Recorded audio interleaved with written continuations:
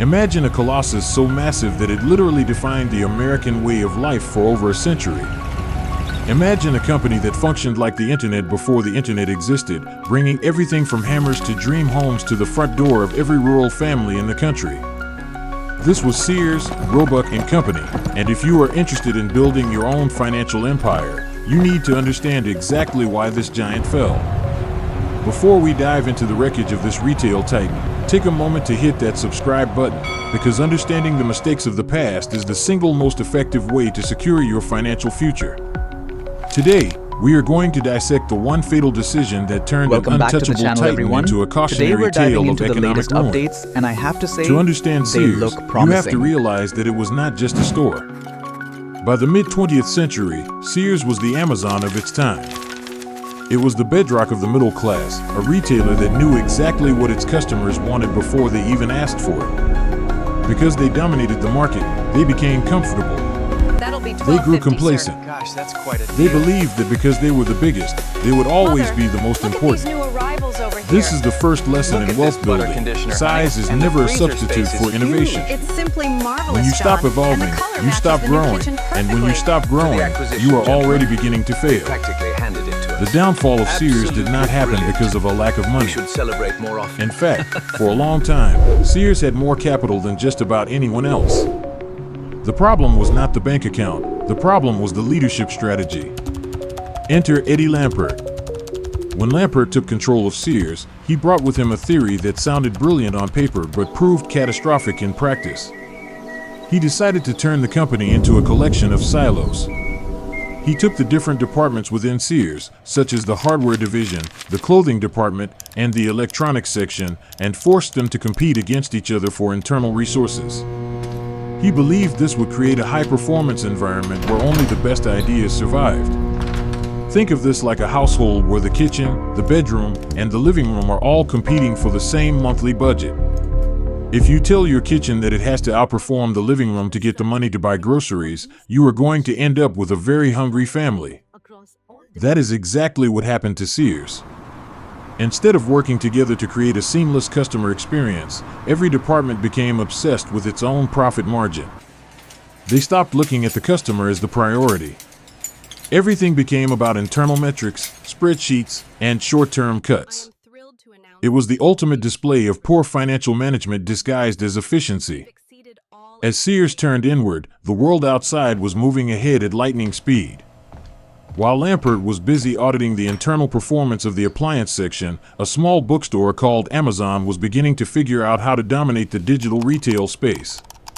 Sears had the infrastructure, the brand recognition, and the customer data to build what Amazon built, but they were too busy counting pennies internally to see the dollar bills flying by externally. They treated their business like a math problem to be solved rather than a living organism to be nurtured. This brings us to the core financial lesson for your own portfolio. Shoppers, our appliance sale ends Diversification Yes, and this efficiency model are right vital, here is the but they most cannot replace a energy-efficient one we clear, have. outward-looking strategy. When you manage your personal finances, it is easy to get caught up in the details of the day. You might spend all your time worrying about clipping coupons or saving 5 cents on a gallon of gas while ignoring the larger shifts in the economy that are actually going to determine your long-term wealth. You have to learn to balance the micro with the macro. You need to keep your budget in check, but you must also keep your eyes on the horizon. Sears eventually began to sell off its best assets. They sold their famous brands like Craftsman and Die Hard just to keep the lights on. It was a classic sign of a company that had lost its identity. When a business starts selling its crown jewels to cover operational expenses, the end is near. You can apply this to your own life by asking yourself, are you building assets that appreciate and generate value, or are you liquidating your future potential just to maintain your current lifestyle?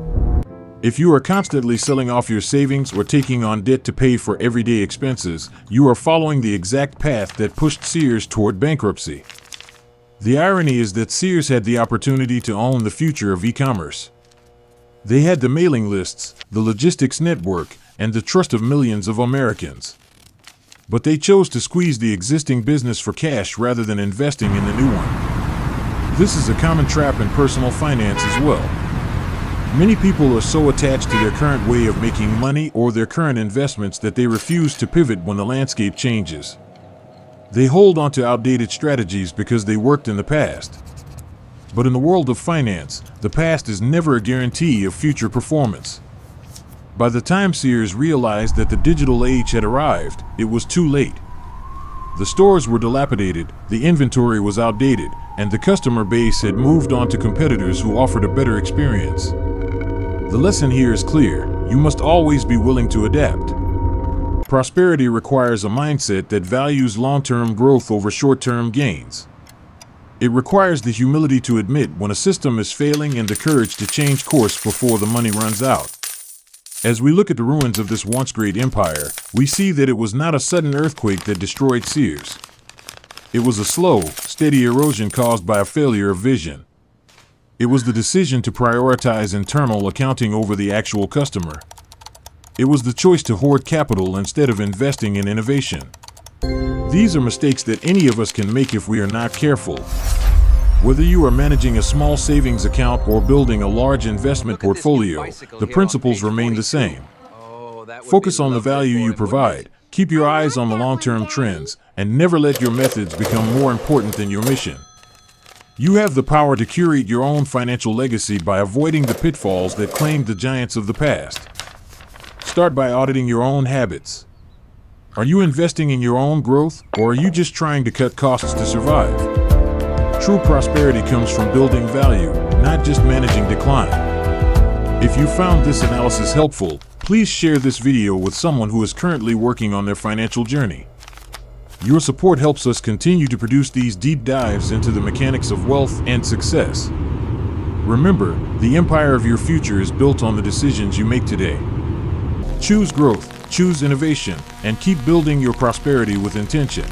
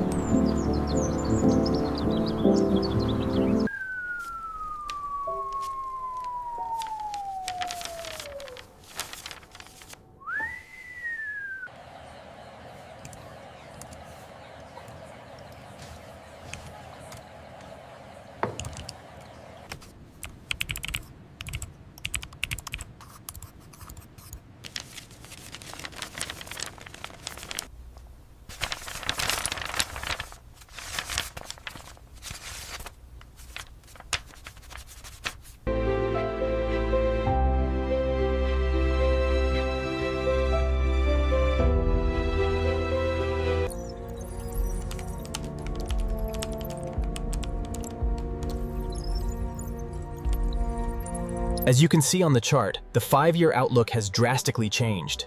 This merger is creating a new dynamic that investors need to watch closely.